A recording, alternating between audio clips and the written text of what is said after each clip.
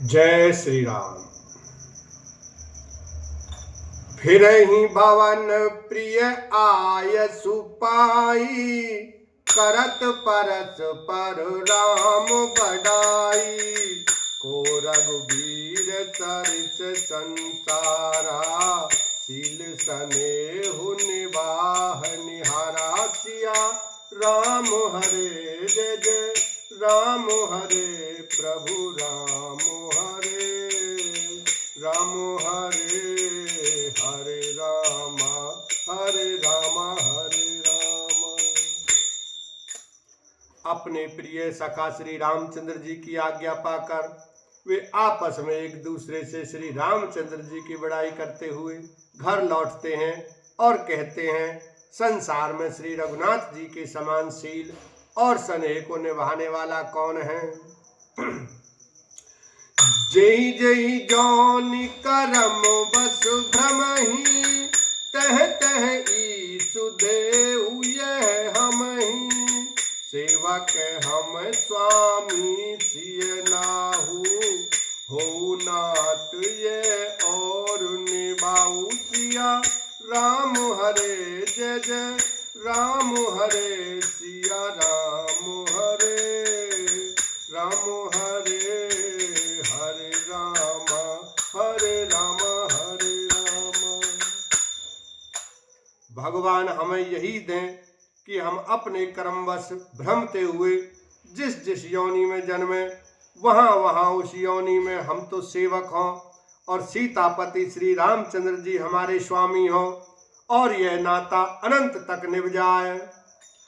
अस अभिलाष नगर सब काहू, के कैसोता हृदय अति दाहू।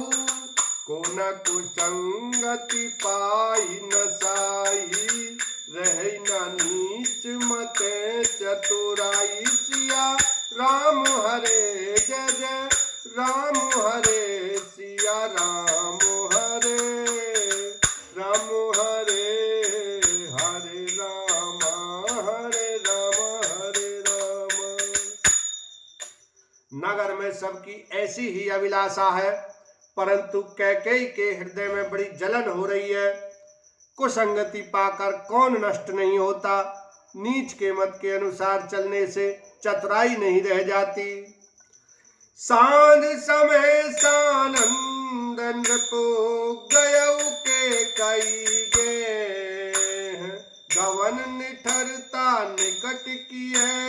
जन धरि देह स्नेह लखन, सिया राम जय जय राम। संध्या के समय राजा दशरथ आनंद के साथ कैकेयी के महल में गए, मानो साक्षात स्नेही शरीर धारण कर निष्ठुरता के पास गया हो। कोप भवन सुनि चकुते राऊ, भयवश अगहुड परई न पाऊ। सुरपति बसई बाबल जाके, नरपति सकल रही रुकुता के। कोप भवन का नाम सुनकर राजा सहम गए, डर के मारे उनका पांव आगे को नहीं पड़ता। स्वयं देवराज इंद्र जिनकी भुजाओं के बल पर राक्षसों से निर्भय होकर बसता है, और संपूर्ण राजा लोग जिनका रुख देखते रहते हैं। सो सुनीति ऋष गयऊ सुखाई, देखऊ काम प्रताप बढ़ाई। शूल कुलिस असि अंगवनि हारे, तेरतिनाथ सुमन सर मारे। वही राजा दशरथ स्त्री का क्रोध सुनकर सूख गए। कामदेव का प्रताप और महिमा तो देखिए, जो त्रिशूल वज्र और तलवार आदि की चोट अपने अंगों पर सहने वाले हैं, वे रतिनाथ कामदेव के पुष्पबाण से मारे गए। सभय नरे सुप्रिया पहि गयऊ, देख दशा दुख दारुण भयऊ। भूमि शयन पटु मोट पुराना, दिए डारी तन भूषण नाना। राजा डरते डरते अपनी प्यारी कैकेयी के पास गए। उसकी दशा देखकर उन्हें बड़ा ही दुख हुआ। कैकेयी के जमीन पर पड़ी है, पुराना मोटा कपड़ा पहने हुए है, शरीर के नाना आभूषणों को उतार कर फेंक दिया है।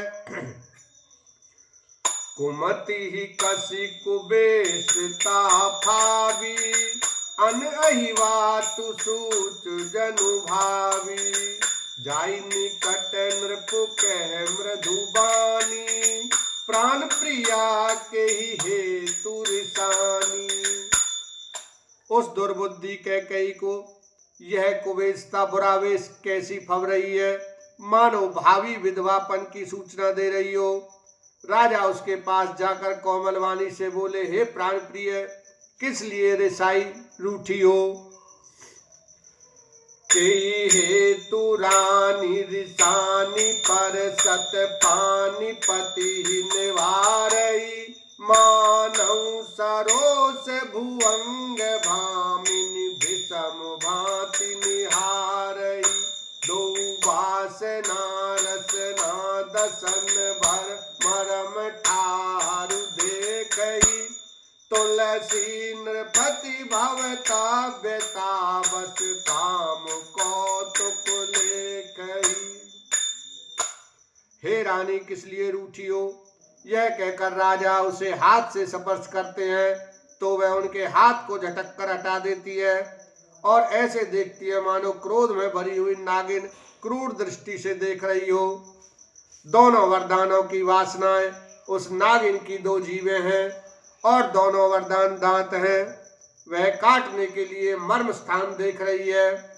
तुलसीदास जी कहते हैं कि राजा दशरथ होनहार के वश में होकर इसे इस प्रकार हाथ झटकने और नागिन की भांति देखने को कामदेव की क्रीड़ा ही समझ रहे हैं।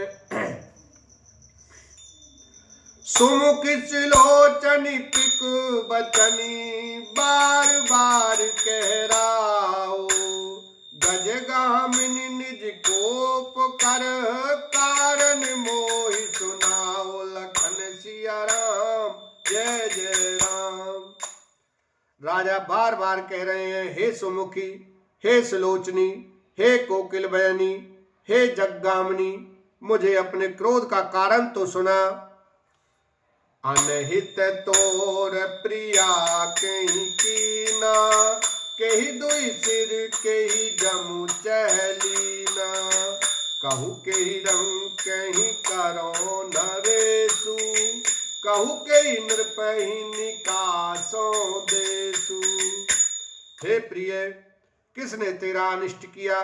किसके दो सिर हैं? यमराज किसको लेना अपने लोक को ले जाना चाहते हैं?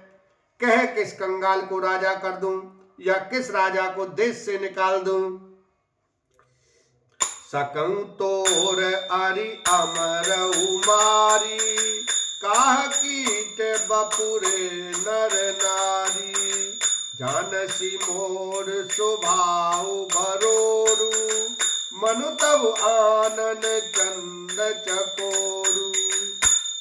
तेरा शत्रु अमर देवता भी हो तो मैं उसे भी मार सकता हूँ। बेचारे कीड़े मकोड़े सरीखे नर नारी तो चीज ही क्या है। हे सुंदरी, तू तो मेरा स्वभाव जानती है कि मेरा मन सदा तेरे मुख रूपी चंद्रमा का चकोर है। बोलो सियावर रामचंद्र की जय, उमापति महादेव की जय।